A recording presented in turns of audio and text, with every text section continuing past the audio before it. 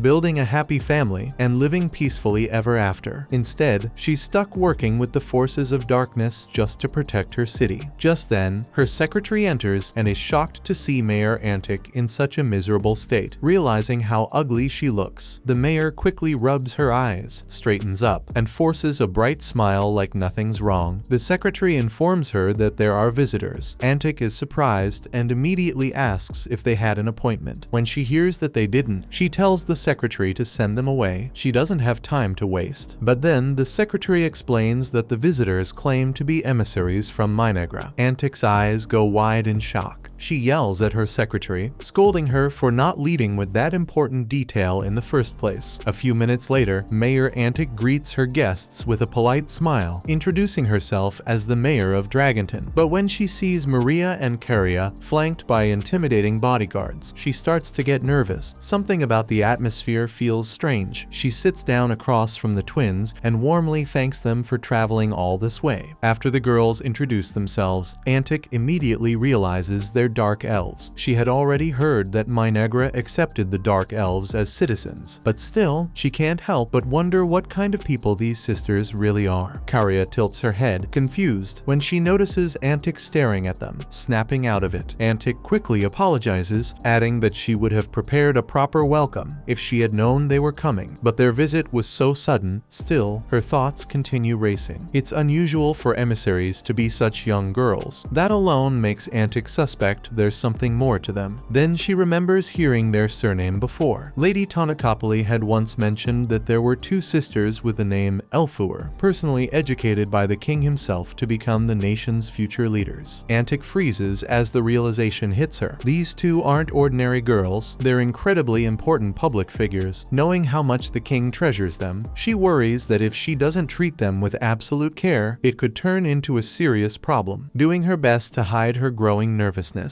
Antic asks them the purpose of their visit. Caria is just about to answer, but Gyro interrupts, saying it would be better if he explains. He tells Antic that they are here in response to an invitation from Pepe, the staff holder, to come and play. He asks her to think of them simply as students learning about life in a new nation. Gyro explains that this is just the first step to building future relations. It's nothing more than a friendly visit for now. He also makes it clear that Maria and Caria are still young and learning, so he'd prefer if Antic refrained from involving them in official talks. Hearing this, Antic lets out a sigh of relief. She had been worried they came to start negotiations, but Gyro reassures her once more, asking her to treat them simply as tourists. Antic is delighted to hear this news, but she quickly realizes she still needs to be careful not to offend the girls. With that in mind, she urges them to feel free to enjoy the sights of their beautiful city. She even offers to personally give them a tour if they'd like. The girls are surprised by this, but Antic smiles and says she's already familiar with every corner of the city. Hearing that, the twins are delighted. As they walk, Antic continues to think to herself. She knows she needs to do her very best to get along with the twins and leave a good impression, since that would be crucial for future negotiations. For her, it's a win-win situation by giving them a tour. She builds relations with them while also getting to escape her boring paperwork. With that, she spends the afternoon showing the girls all the cool places in Dragonton. Takuto watches everything through one of the medic's eyes, pleased that things are going smoothly. By the end of the day, Antic waves the twins goodbye as the tour comes to an end. Maria then remarks that Antic is a really kind person. That night, the twins return to their inn and review the investigation they carried out that day. Caria asks Maria what she discovered, and Maria replies that she noticed the people of Dragonton are anxious because of the enemies attacking their town. One of the medics asks how Maria managed to gather such specific information, and Karia explains that Maria is highly sensitive to the emotions of others. If she spends enough time around them, she can get a vague sense of how they feel. Hearing this, Gyro finally understands why Maria asked him to bring a special item. Karia, curious, asks what it is. Gyro explains that it's something Maria asked him to buy earlier that day while they were in town. When she unwraps it, it turns out to be popple grass, a special plant that can cause strong euphoria and hallucinations. It's so dangerous that nearly every nation has banned its use, possession, and cultivation. As Gyro realizes the plant is a narcotic, he immediately urges Maria to throw it away because it's too dangerous, and she does. Karia notices the plant was in good condition, free of bug holes, which means it wasn't wild. It was probably being cultivated by someone in the town. With that in mind, the medics agree that Dragonton streets are indeed dangerous, and they decide to be even more cautious when they go outside. The next day, they visit the Dragon Vein mine, and the twins are shocked at how breathtakingly beautiful it is. Just then, they run into a man named Vesta, who introduces himself as a businessman in the city. Karia thanks him for the introduction and asks what he wants to discuss. Vesta slowly steps closer, saying that since he's a businessman, he obviously wants to talk about business. He explains that he heard this land will be jointly controlled by their nation, and because of that, he asks if they're willing to cultivate popple grass here with him. Hearing this, Karia asks how Minagra would benefit. Vesta explains that popple grass sells for a high price, and he would be giving them a share of the profits. He also says he's willing to add some extra incentives to make the deal more appealing. Karia asks what kind of incentives he's talking about, but Vesta smirks and says this isn't the place to discuss that. Instead, he asks them to meet him back here after sunset, so they can go over the details. Vesta thanks them for being open-minded, hands them a scroll, and then leaves. The next day, the twins visit Antic's office for some tea. They admit that she has been taking very good care of them ever since they arrived. Antic replies that it's fine, since it allowed her to build a network with them. The twins then tell her that they're not high-ranking and aren't that important, but they do hope she relies on them if she needs anything. Antic finds that reassuring, then kindly asks them to present her in the best possible way to King Takudo, which they agree to do. Suddenly, Vesta and his men burst into the room. Antic gets angry at him for barging in without permission. Vesta ignores her and says he's here to get the twins' answer to yesterday's offer, since they didn't show up as agreed. He figured he'd come in person for the reply. Antic is shocked when she hears that the twins had dealings with Vesta behind her back. She realizes that if the forces of darkness join with someone like him, the city will be doomed. But Karia keeps a serious expression and tells Vesta that there's no way they would ever work with a scumbag like him. She points out that their absence at the meeting should have been enough of an answer. Karia then tells Antic that they'll handle Vesta and his men, and in the next moment, the medics step forward, ready to fight. That's when Vesta pulls out a syringe filled with concentrated popple grass extract. A single injection would make someone permanently addicted to it. Karia tells him this is a foolish move, because if they lay a hand on her, it would mean making an enemy out of the people of Minagra. She admits they may just be powerless children, but King Takudo, who sent them on this mission, is an incredible king. But Vesta isn't moved by her words. He declares that he isn't afraid of King Takudo at all, and that Takudo can do his worst. Then he orders his men to take care of the girls. As he walks confidently toward the edge of the room, one of the medics suddenly hurls a heavy sword at him. Meanwhile, Takudo is back in his kingdom. Watching everything unfold, he sees that the medics have the situation under control and admits he never thought they'd be so useful in this world. Just then, Emily speaks up, asking why medics were sent as bodyguards when they could have sent warriors instead. Atu explains that the medics were the best choice, because they understand all types of humans and have unique abilities as a unit. They excel both at killing and healing humans. They love humans, but could never truly become human themselves. That's why they're called brain eaters. Hearing this, Emily shudders in fear. Back in Dragonton, the medics slaughter Vesta's goons and reveal their true nature by removing their robes. Karia, with a cold look, orders them to kill Vesta. Vesta begs for his life, but Karia tells him that insulting their king is unforgivable. King Takudo always said that evil people are free to do whatever they want, and with that freedom granted, she orders the medics to kill him. After Vesta is slaughtered, Karia commends the medics for their work. She then looks at Antic, who is clearly traumatized, and apologizes for the mess in her office. She offers to pay for the cleaning or even new clothes, but Antic just tells her not to worry. Hearing that, Karia smiles happily and thanks her for understanding. Antic, however, is disturbed that this little girl doesn't see anything wrong with such a gruesome scene. Overcome with fear, she ends up wetting herself. The medics notice and, trying to act considerate, say they'll wet themselves too. Karia finds this utterly ridiculous, so she tells them to stop and delivers a heavy dropkick. Antic's frightened expression quickly fades, as she actually finds that part somewhat funny. A few days pass, and the twins return from their journey. On their arrival, Atu is seen scolding Takudo for giving them too much freedom during the mission. She's furious that Takudo abandoned his pile of work just to watch over the twins through the eyes of the medics, but Takudo defends himself, saying he only did it because he didn't want to be too strict and make the twins hate him. That excuse only makes Atu angrier. She reminds him that it isn't his place to be pampering the girls to that extent, since he's their king, not their father. Atu then turns her anger toward the twins, demanding to know why they conspired with King Takudo behind her back. After that, she directs her scolding at the medics, calling them out for skinning a human alive right in front of the mayor. But the medics show no remorse at all, claiming that such actions only bring them one step closer to becoming human themselves. Hearing that, Atu explodes and screams at them to shut up. Following this, everyone including King Takudo kneels before her as she orders them to reflect on the poor decisions they made. Takudo admits that the medics may have been a bad influence on Maria and Karia, since they were the ones who gave the order to kill in front of the mayor. Atu continues her lecture, saying this is exactly what she gets for sending them on a mission without proper supervision. She then declares that none of them are to move until they finish writing statements acknowledging that they understand the consequences of their actions. Hearing this, everyone just sighs in defeat. A few hours later, they gather for a meeting to discuss what should be done about Dragonton. However, Takudo interrupts by handing candy to Maria and Karia. Atu immediately snaps at them again, shouting that they must not feel any regret at all. But Gia and the other dark elves redirect her focus, saying they understand her anger but feel the meeting should be the top priority right now. Realizing the sense in their words, Atu calms down and tells them to continue. Molter then speaks up, asking the twins if their investigation in Dragonton went exactly as they wrote in the report. Karia confirms, adding that King Takudo himself reviewed it, so she's certain it's accurate. Molter looks it over and concludes that the city seems very unstable. Emily joins in, saying Dragonton lacks the resources to maintain proper order, which is why crime has been on the rise. From what she can tell, it's only a matter of time before the city suffers a major disruption. Atu reviews the report as well and notes that, on top of everything, Dragonton is also facing outside attacks from barbarians. According to the report, the city is dealing with monsters such as goblins, orcs, and hill giants. Gia says the goblins and orcs aren't much of a problem, but the real issue lies with the hill giants. They've started appearing in groups near the city, and worse, their numbers seem to be steadily increasing every day. Atu asks what they mean by suddenly appear, but Molter explains that the monsters don't literally materialize out of nowhere. It just seems that way to Dragonton's people because of their weak detection abilities. Beastmen are known for their sharp senses when it comes to detecting approaching enemies, but Molter guesses that the ones in Dragonton aren't putting their ability to use, likely because they're exhausted. Gia concludes that, no matter how you look at it, Dragonton is on the verge of collapse. Because of this, he suggests they dispatch a large force as quickly as possible to support the city. Emily agrees with Gia's suggestion, but she doesn't like the idea of splitting their forces. She points out that if they send some of their immediate reserves to defend Dragonton, it would leave them short on manpower for important tasks like construction and farming. In response, Gia suggests sending most of their warriors instead, but before Emily can share her thoughts, Atu interrupts, declaring that no matter who they choose to dispatch, she herself will also be going. Molter hears this and assumes it's because of her ability to steal skills. Atu confirms, saying that if she goes to the battlefield, she should be able to acquire some very useful abilities. King Takudo agrees, adding that it would also be a good chance for Atu to grow stronger, which is why he had already planned to send her with the troops. Molter responds by saying that, if that's the case, he should be entrusted with providing the retinue. Atu agrees, confident she can trust Molter with the negotiations and coordination, but she still stresses the need for more men on the ground. Hearing that, Molter suggests bringing some of his apprentices along, since they're skilled enough to handle routine attacks. Atu is pleased with the idea. However, Emily remains concerned because, up until now, their national defense has depended heavily on Atu's presence. Hearing this, Gia clenches his teeth and admits he can't deny it. Takudo then speaks up, saying he's aware of that issue, which is why they'll be making the hero, Ayla, the new cornerstone of their defense. Everyone is shocked at the announcement. Molter rises to commend King Takudo, calling it another brilliant decision. Emily agrees, saying Takudo must truly be wise to have anticipated this situation back when he first began production. Takudo admits that while the timing worked out perfectly, it wasn't the result of some master plan, it just happened by chance. The elves bow in respect as they hear his honesty. But in that moment, Takudo realizes that as a king, sometimes pretending to be almighty is still necessary. Even so, he knows he made the right choice when he allowed the Dark Elves to participate in these meetings. His current life is nothing like the past, when he had to carry the weight of every decision alone. Atu asks if he has anything more to add, and Takudo stands to declare that everything is perfect just as they've decided. The Dark Elves feel honored to receive praise from their king and promise that they will not let him down. A few hours later, everyone gathers outside, and Atu is especially excited. They're finally about to create the new hero. Takudo shares her excitement, admitting that although they had to ration quite a bit to secure the resources, it was totally worth it. Karya asks Takudo what kind of person the summoned hero will be. Takudo admits he has no idea, saying it'll be a surprise he's looking forward to. After that, Takudo and Atu begin speaking telepathically. Takudo asks her what will happen with Ayla. Atu replies that since Ayla will be the very first hero they've summoned since arriving in this world, there's no way to predict her nature. She adds that if Ayla, by chance, rebels and tries to attack, she'll protect Takudo with her life. As Takudo begins the summoning process, he continues telepathically, telling Atu not to risk her life. If he were to lose her, he wouldn't be able to resummon her. A purple cloud forms and condenses into a cocoon, out of which Ayla emerges. Atu isn't sure how Ayla will react, though she believes the chances of hostility are slim. Ayla appears in the form of a giant mantis, and the moment she rises, she unleashes a deafening roar, forcing Takudo and the others to keep their guard up. But then, Ayla walks straight to Takudo and acknowledges him as king, thanking him for summoning her. She says she's overjoyed to be serving Takudo once again. Excited, Takudo asks if she actually remembers him. Ayla confirms, even calling him by name to prove it. Atu steps forward, demanding Ayla vow to serve Takudo without rebellion. Ayla simply pats Atu's head in a playful manner, saying she doesn't need to be so serious. Of course she vows to serve King Takudo. She adds that the time she spent with Takudo before arriving in this world has been etched into her very being. Hearing this is proof enough that Ayla remembers him from before. She explains there's no way she could ever forget him, since he was the only one capable of drawing out her full power. After that, she asks Takudo to explain the current situation. Takudo takes her into the palace and gives her a full breakdown of everything that's happened. He admits there's still so much he doesn't understand, but thanks to Atu, he's managed to get by. Atu blushes, saying she's only here because of him anyway. With that, Ayla says she understands her role to protect their nation. Takudo confirms, telling her she's their defense hero, while the attack hero will be the one to destroy the barbarians in Dragonton. Atu knows going on the mission is the best call, but she can't help feeling sad about leaving him. Takudo admits he'll miss her too, but reminds her she's the best one for the job. Realizing this will be their first time apart since arriving in this world, they hug tightly, confessing how much they'll miss each other. Meanwhile, Ayla simply watches them and remarks that she should probably give them some privacy. The next day, Atu waves goodbye to Takudo and the others as she heads off to Dragonton with the warriors. After she leaves, Ayla finally speaks up, saying it's about time she got to work. She bows respectfully and tells Takudo to leave everything to her. A few hours later, Ayla notices Takudo isn't as sharp as usual without Atu around. Earlier, she even caught him sleeping, so she asks what has him so tired. The twins chime in, explaining that Takudo always sleeps in until noon, even when he doesn't do anything tiring the day before. Ayla sighs and teases him, saying he's being a baby. Standing in front of him, she reminds him that he's the leader of a great nation. If his people ever found out he slept until noon and had to be woken up, what would they think? She tells him to start waking up early from now on. Takudo just nods and says he'll try his best. Karia comments that Ayla is really different from Atu, since Atu always let Takudo do whatever he wanted. Ayla ignores the remark and instead asks to borrow the twins for a while. She wants them to show her around since she's still unfamiliar with Minegra's main facilities. Takudo assumes Ayla wants to see things firsthand instead of just reading a map, so she can form a clearer picture of the nation. With that in mind, he agrees, and the twins eagerly scurry off with Ayla to give her the tour. Just then, Emily walks over to Takudo with a revised report, asking for his approval. As Takudo accepts it, he realizes this might actually be the first time he's spoken to someone alone without Atu. After looking it over, he tells her the report is solid, but he wants some changes. Starting next week, he wants her to reduce the manpower in gathering and redirect it elsewhere. Emily bows and says she'll follow his orders. Immediately after, Gia walks in asking for his approval on their report. Takudo just rolls his eyes, realizing it's going to be a very long day. Meanwhile, as the twins guide Ayla through the facilities, she asks them to explain everything they know about the place. Just as they begin, they bump into Emlet, who's clearly upset. She complains that Gia has broken their training equipment again. It's been frustrating having to scrape together the budget to replace things each time. Ayla just pats Emily's head and promises to scold Gia later. Judging by Emily's expression, she's definitely enjoying the head pats. At the training ground, Gia is once again showing off his strength, breaking everyone's weapons in a single slash. He turns on his team, scolding them for their sloppy form, saying they'll never be able to protect Minegra at this rate. That's when Ayla suddenly appears behind him. She tells him to think twice before destroying the equipment. Gia apologizes and tries to explain himself, but Ayla simply pats his head and says that forgetting himself so quickly just proves he's still a child. Embarrassed, Gia politely asks her to stop patting him since it makes him look less intimidating in front of his soldiers. Suddenly, a loud banging sound echoes nearby. Ayla stays alert and asks what it is, but the twins quickly run over to tell her it's just the signal for dinner. They all head to the dining area, where the dark elves are already gathered and eating. Some of them bring out a table and fine dishware for Ayla to use since she outranks them, but she refuses. Instead, she sits on the floor and says she'll use the same dishware as everyone else. As a defense hero, she believes she can only do her job properly if she shares the same perspective as the people. Maria and Karia are moved by this. They run off for a bit and return with a special wooden plate they made themselves, offering it as a gift. Ayla finds the gesture adorable, so she hugs them both and gives them head pats. The girls admit they were starting to feel jealous seeing everyone else get head pats while they didn't. Later that night, Ayla is on patrol when she hears someone crying. She goes to the door and finds Karia crying, with Maria trying to comfort her. Maria explains that Karia woke up from a bad dream. Ayla praises Maria for being such a good big sister, then asks for details. The twins confess they often dream of their mother. Karia knows there's nothing she can do about what happened, but sometimes she can't help reliving those painful memories. Still, they reassure Ayla not to worry, saying those dreams happen much less often now. Tonight was the first time in a long while. Ayla gently comes up with an idea. From now on, she'll sleep beside them. That way, when they wake up, she'll be right there, and they won't have to be scared. She embraces them warmly, promising that she'll always be there for them. The next day, Ayla reports to Takudo. After discussing with Emily, she recommends building a learning institute as their next project. Takudo agrees, adding that after that, they'll construct the living reeds. Ayla notes that the forest terrain already gives the dark elves an advantage, and the cursed land strengthens all evil beings. Takudo agrees, saying that since they're not at war, there's no need to rush strengthening their defenses. Finally, Ayla asks how things are going with Atu. Takudo smirks, saying she seems to be in a rather amusing situation. Using telepathy, he peers through Atu's eyes and sees she's just about to slaughter the barbarians. And then, with a single strike, Atu slaughters the barbarians using her tentacles, then smiles as she declares the hunt over for the day. Standing behind her, Antic watches in fear, realizing just how powerful Atu truly is. Nervously bowing, Antic thanks Atu for wiping out the barbarians. Atu notices how stiff she is acting and tells her to relax, assuring her there is no need to be so formal. Still, Antic wants to be sure she stays on Atu's good side, so she quickly mentions that she became close friends with Maria and Karia area when they visited the other day. After saying this, she bows repeatedly while slowly backing away. Atu then lifts her gaze to the sky, saying that she cannot wait to return to Minegra and be with King Takudo once again. Later that day, the Dark Elves prepare a tent for Atu and the other high-ranking citizens to rest in while they remain in Dragonton. Molter approaches Atu and admits that ever since their arrival, he expected the commoners to be more frightened of him, but surprisingly, they are not, and he credits this change to Pepe. Hearing this, Atu agrees, remembering how Pepe was not scared even after seeing her tentacles. Instead, he simply called her an octopus with a cheerful smile on his face. Shaking off the thought, Molter asks how her ability to steal powers from the barbarians has been progressing. Atu smirks and answers that it is going very smoothly. She adds that even though the barbarians are weaklings, they possess far more abilities than they deserve. Molter says that the Takudo will surely be pleased to hear this, but before they can continue, both of them sense the presence of a hill giant approaching. Atu immediately asks Molter for an analysis. Molter replies that he had not detected any use of mana or magic beforehand, which is strange. Atu frowns, saying she will eventually need to investigate these sudden monster appearances because at this rate, she may never return to King Takudo. Just then, Mayor Antic rushes over in a panic, informing Atu about the hill giant. Atu calmly tells her to settle down, assuring her that she will take care of it alone. Atu dashes toward the monster. Antic watches with worry, unsure if Atu can really handle it. Molter, however, reassures her, saying Atu will have no trouble defeating such a weak creature. Still, Molter finds it boring to simply stand by and watch, so he decides to stretch his old bones. He casts a spell that engulfs the hill giant in a cloud of poisonous gas, forcing it to cough violently. Mayor Antic is shocked and asks Molter what kind of spell it is, but he only replies that it's a national secret. Atu, impressed, praises him for the clever trick. The spell is called Land of Ruin. It strengthens evil-aligned creatures while weakening those that are not. Not wasting another moment, Atu gathers her power and unleashes her magic. Using the holy sword she stole from the paladins, she slices the hill giant cleanly in half. After the hill giant collapses to the ground, Atu notices something unusual. Several gold coins appear in place of the monster's corpse. She immediately reports this to Takudo, who is just as shocked. He explains that even in the game world he once played, he has never heard anything like this. Molter is equally surprised, admitting that it is the first time he has ever witnessed such a thing. He even remarks that he has never seen this particular kind of gold coin before. Takudo then activates his shared reception technique to study the coin through Atu's eyes. Examining the crest engraved on the coin, he realizes that it looks very familiar. He recognizes it from the game he played before being reincarnated. This makes him announce to Atu that their enemy is none other than an RPG. Before she can process this, Atu and the others sense the approach of more monsters. She turns back and sees an entire army charging toward them. The scene then shifts to another location, where the Saint Selena and a group of soldiers pass through a deserted village in search of Irakino the witch. Irakino has been spreading chaos in nearby towns and villages, and this village lies in ruins because of her. Suddenly, all the soldiers are killed at once as their heads explode simultaneously. A moment later, Irakino herself steps forward, smiling as she greets Selena, saying it has been a long time. Selena says it is getting tiresome to deal with her, especially since she has already killed her 17 times. Irakino admits that she does not remember dying that many times. She just assumes it is because she is too strong to truly die. However, Selena is convinced that Irakino has a specific goal she is trying to accomplish, which explains her repeated resurrections, but she has not yet discovered what that goal is. Growing bored of the conversation, Irakino unleashes her powers and reanimates the corpses around her, including the soldiers she had just slaughtered. But Selena is unfazed. Using her staff, she engulfs the corpses in inferno flames, burning them all to ash. She then drives her pointed staff straight through Irakino's stomach, marking the 18th time she has killed her. Afterward, Selena sighs, saying this should buy them a little time, at least for now. Meanwhile, the massive army of monsters begins marching toward Dragonton, and the citizens are growing increasingly frightened. At that same moment, Takudo communicates telepathically with Atu. He explains that their enemy is the orthodox JRPG Brave Questus. In the game, the story unfolds as the hero embarks on an adventure with their party, battling monsters until they finally face the demon lords and save the world. Takudo tells Atu that the sudden flood of monsters is connected to the mechanics of Brave Questus. In that game, random encounters with enemies had no warning, which is exactly what is happening now. Ayla then speaks up, admitting she once feared that other beings like them might exist, though she never imagined they would emerge from an entirely different game genre. Takudo replies that, in truth, the odds were always high. The information they gathered from the captured paladin already hinted at the existence of a unit not belonging to the Eternal Nations. Still, Ayla believes that since Takudo has already played Brave Questus before, he should know exactly how to defeat them. Takudo confirms this, saying she is right. He then speaks telepathically to Atu once again, telling her that he is about to share with her the secret to conquering these new enemies. Meanwhile, on a cliff top, two generals Flamin and Ice Rock receive orders from the demon lord in his distant kingdom, commanding them to march forth and conquer. After the message ends, the two speak among themselves, reminding each other that the entire monster army is under their command. If they succeed, the rewards awaiting them will be immense. Ice Rock admits they're fortunate. Ever since they were summoned into this world, all the orcs and goblins have rallied under the demon lord's banner. After a brief pause, Ice Rock glances at Flamin and asks what will become of their ambitions in the world they left behind. Flamin replies that none of that matters now. Their top priority is to carry out the demon lord's orders. Hearing this, Ice Rock nods in agreement, then raises his hand to signal the monsters to begin their attack on Dragonton. But as Ice Rock and the others head for the front lines, they immediately get caught by Molter's poisonous gas, which makes them start to choke out. However, Ice Rock and a mage don't seem to be affected. The mage tells him this is likely a spell from the enemy, but Ice Rock doesn't believe it, saying such a large-scale spell doesn't exist. Ice Rock immediately assumes this might be the work of a hero since the spell only seems to affect orcs and goblins, while beings like them aren't affected. Just then,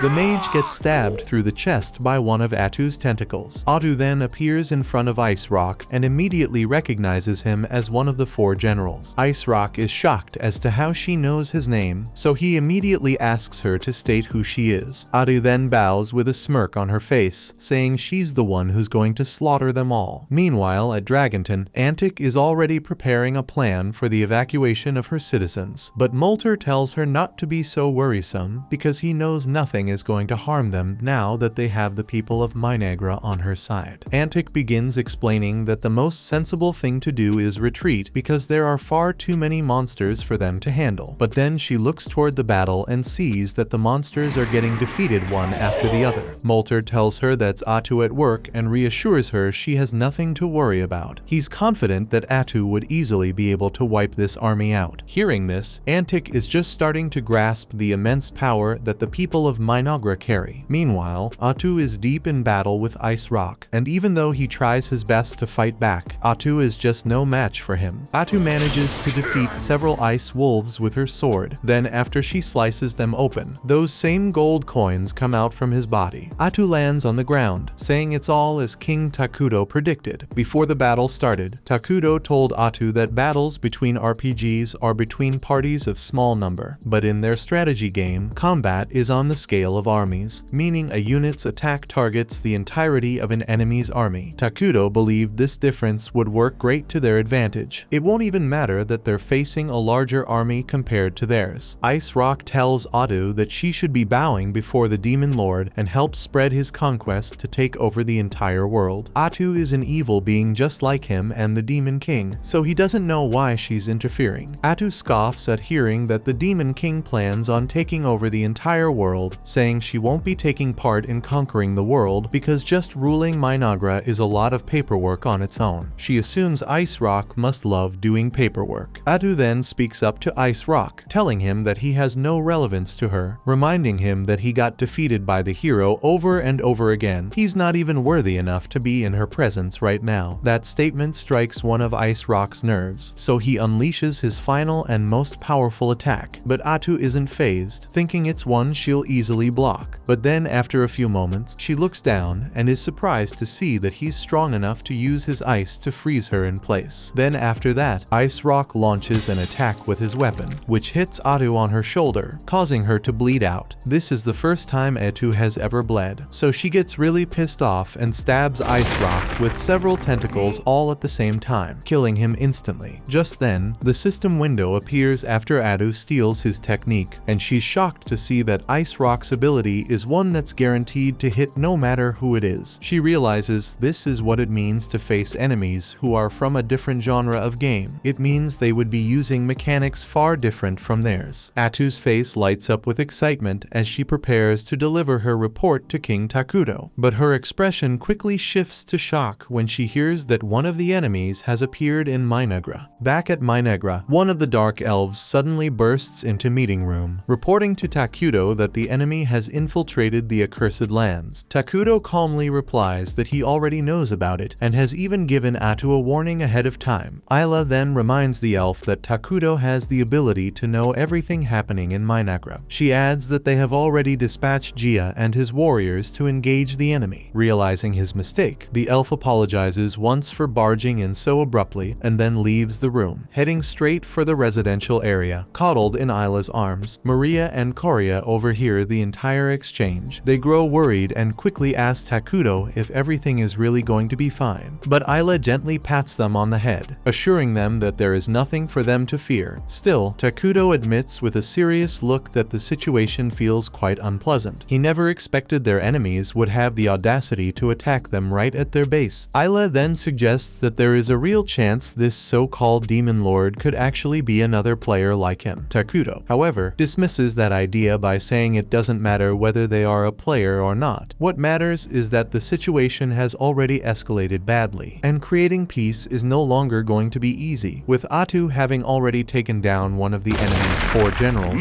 Takuto declares that their only real option now is to crush their foes with overwhelming strength. Takuto rises from his chair and announces that it is about time they launch their counterattack, but before doing so, he wants to confirm what forces they currently have. First is Ayla, who will be in charge of defense across all sectors. Next is Jia and his soldiers, who will lead the offense. Takuto admits their numbers are not particularly large, but he believes that their strong morale will more than make up for that. They also have the Brain Eaters, and although there are only 3 of them, Ayla is confident that they will prove to be very reliable, especially with their healing abilities. Lastly, there are the larvae that Ayla gave birth to. They were originally created to serve as labor, but Ayla reasons that they should still be able to fight to some extent. She does admit that she regrets not creating a true combat larvae while she had the chance, but Takuto shakes his head and tells her there is no use dwelling on regrets now. What matters is making full use of what they currently have and giving it their very best. At that moment, Emle speaks to Takuto telepathically, reporting that the evacuation of those 2 frightened to fight has been completed. Takuto praises her for the effort and tells her they will soon be joining the rest. Immediately after, Jia comes on the line to report that he has managed to get a rough estimate of the number of enemies that have entered the accursed lands. Takuto is pleased to hear this, realizing that both Emily and Jia are able to act independently and make good decisions on their own without needing direct orders from him. It strikes him that something like this never would have happened back when he was simply playing the game. But here, he now has reliable allies working at his side. Jia continues his report, informing Takuto that he has counted around 1,000 enemies who have entered the accursed lands, along with goblins and orcs. He has also spotted grotesque and unfamiliar creatures among their ranks. Takuto commends Jia for the valuable information, then instructs him to continue focusing on defending the capital's surroundings, while Takuto himself will deal with the enemy advance. Jia acknowledges the order and the communication ends. Takuto takes a moment to think, realizing that 1,000 enemies is an incredibly large number, and with so many, there is a strong chance that at least one of the 4 remaining generals is among them. The upcoming battle is shaping up to be far more complicated than he had originally imagined. Yet despite this, Takuto smirks, already piecing together what the best course of action should be. Ayla notices the expression on his face and instantly realizes that Takuto has already come up with a plan, so she asks to hear it. He turns to her and confidently declares that difficult times like these are exactly what their mana reserves are meant for. Since they are up against an RPG, it is time to demonstrate the true strength of a 4X game. When Ayla hears Takuto's words, she immediately assumes he is talking about creating units through emergency production. If they do that, it would allow them to quickly make up for their disadvantage in numbers. Carrying out such a plan would definitely give them the upper hand. But before Ayla can continue rambling about it, Takuto interrupts her and suddenly grants her the entirety of Minegra's mana reserves. As he does so, he tells Ayla that she is free to raise her level as high as she wants, but she must also make sure to acquire the skills of predation and parasitic. With those abilities, she should be able to completely overwhelm their enemies. After absorbing the mana, Ayla teases Takuto, calling him a very mean and spiteful person for entrusting everything to her in the middle of such a dangerous crisis. Takuto replies calmly, saying that he already has a general idea of their enemy's strength from the battle at Dragonton. Because of that, he strongly believes that even if one of the 4 generals shows up, Ayla should now be more than capable of handling them. Ayla bows with a smile, promising to do her best to meet his expectations, then prepares to fly off. Before she leaves, Takuto warns her to be cautious of attacks rooted in RPG mechanics. Ayla chuckles at this, realizing Takuto must be reminding her because Atu had been caught off guard by that exact thing. She confidently assures everyone that she will be fine and will return safely, then takes to the skies and flies away. Meanwhile, deep in the forest, the demons march steadily toward Minegra, following the orders they had been given. Along the way, 2 demons start talking among themselves, questioning why they were sent to split off from Ice Rock and invade Minegra by themselves. The flame demon comments that there is a good chance this mission does not actually have the demon lord's permission. He even suspects that their commander might be secretly plotting to betray the demon lord. They also recall how they themselves were suddenly summoned into this world without warning, which was apparently different from how their boss and the demon lord had appeared. But before they can discuss further, their conversation is interrupted by the sound of a scout rushing toward them. At first, nothing seems unusual, but when they look closely, they notice that the scout's body is writhing with strange living creatures moving inside him. In the very next moment, several magical organisms burst out of his body and charge at the 2 demons. As they desperately fight off the creatures, the flame demon suggests they retreat and regroup with the others. But before they can make a move, a chilling voice echoes around them Ayla's voice. She mocks them for thinking of retreating after such a small attack, laughing at what a pathetic excuse for demon soldiers they are. She tells them they have no idea what horrors she has prepared for them. The demons demand that Ayla show herself. A moment later, she slowly creeps down from the branches of a tree, her eyes filled with murderous intent as she stares directly at them. In no time at all, Ayla wipes out their entire army with terrifying efficiency. Just then, a figure appears Flamin. He seems irritated, admitting that it upsets him to see all his comrades defeated so easily. Ayla and Flamin exchange introductions, and when she hears that he is one of the 4 generals, her eyes light up with excitement. Her prediction was correct. She suspected at least one general would be hiding among an army of this size, just like Ice Rock had been during the battle at Dragonton. Upon hearing Ice Rock's name, Flamin immediately realizes that means Ice Rock must have been defeated. He says he is not surprised, since he always thought of Ice Rock as nothing more than a giant meathead. Ayla scolds him for speaking so poorly of a comrade, but Flamin simply says he is only being honest after all. Ice Rock was the weakest of the 4 generals. With a sharp grin, he tells Ayla she is gravely mistaken if she thinks he will fall as easily as Ice Rock did. With that, the 2 unleash their powers and begin their battle. The scene then shifts back to Minegra, where Takuto is seated at his desk, using his shared perception to keep track of what is happening in the forest. Through this ability, he sees clearly that Ayla is engaged in combat with the flame demon. Takuto reflects silently to himself, noting that when an RPG character faces off against a 4X game character, the 4X side almost always has the advantage in battle. That fact had already been proven when Atu fought Ice Rock back in Dragonton. With this in mind, Takuto feels certain it will only be a matter of time before Ayla defeats Flamin as well. At the same time, the larvae not involved in Ayla's battle are patrolling the accursed lands, systematically hunting down and eliminating enemy invaders. Likewise, Jia and his warriors remain deployed in their defensive formation around the capital, standing ready for whatever comes next. Emily is busy managing the dark elves who were evacuated, while the brain eaters remain on standby. Everything appears to be going just as planned, but even so, Takuto can't shake the feeling that something is out of place. The scene then shifts back to the forest battle, where Ayla is holding her ground and trading fierce blows blows with Flamin. As the fight drags on, Flamin grows increasingly excited. He never imagined beings as powerful as Isla even existed. Suddenly, Isla launches a surprise attack. From above, her larvae drop down in waves, swarming Flamin and trying to consume his body. But Flamin easily counters, bursting into fire and burning them off. With a grin, Flamin complains that it's unfair for her to have minions while he has none. To even the odds, he summons his own group of demons for backup. Isla, however, is already prepared. She uses her mantis projection ability to infest their bodies with her larvae, and in moments the creatures burst violently out of them, killing every last one of the demons instantly. With the distractions cleared away, Isla and Flamin continue their duel. During the clash, Flamin attempts to rattle Isla's loyalty by insisting that Takuto isn't telling her everything she needs to know, but his mind games fall flat. Isla remains fully devoted to Takuto, firmly believing he would never do anything to deliberately harm her. Their fight intensifies until Flamin suddenly realizes the true reason for his anger. It isn't just the battle, it's the fact that Isla serves Takuto of her own free will, not because she is forced to. He demands to know how it feels. Isla instantly understands what he means, and with a calm smile she answers. To her, it feels blissful, because nothing brings her greater joy than proving herself useful to Takuto. Flamin grits his teeth, furious at the answer. Unlike her, he is nothing but a puppet, forced to dance on the strings of his master. He literally has no choice, because if he ever disobeys, he will die. Isla points this out, and the truth of it only enrages him further. Exploding with fury, Flamin erupts in flames. He roars that this is why he fights, because once he kills Isla and wipes out everyone in Mimegra, he will finally obtain freedom, the only thing he has ever desired. He then goes berserk, his flames twisting into the form of a massive fire snake as he lashes out at Isla. She dodges skillfully, weaving through the attacks. Eventually, the flames catch her, engulfing her body. Flamin cackles triumphantly, convinced he has won. But when he looks closer, his expression falls. Isla had encased herself in a solid cocoon. Shielding herself from the fire, the cocoon cracks and bursts open,